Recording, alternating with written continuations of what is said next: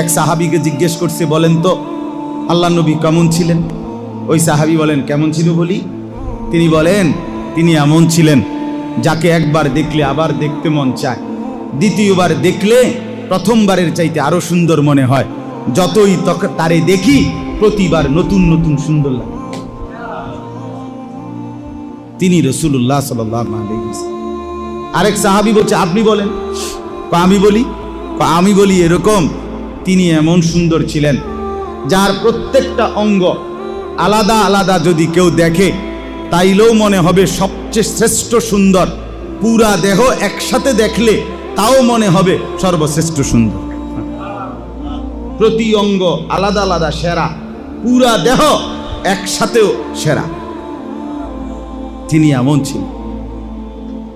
হযরত কাব ইবনে মালিক রাদিয়াল্লাহু তাআলা আনহু বলেন, নবী সাল্লাল্লাহু আলাইহি ওয়াসাল্লামের চেহারা মুবারক কেমন ছিল তিনি নিজে এক শব্দ। হযরত আবু হুরায়রা রাদিয়াল্লাহু তাআলা আনহু বলেন, কেমন ছিলেন নবী?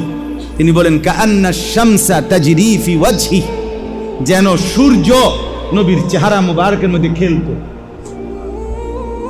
আকাশের সূর্য কি করত? খেলতো।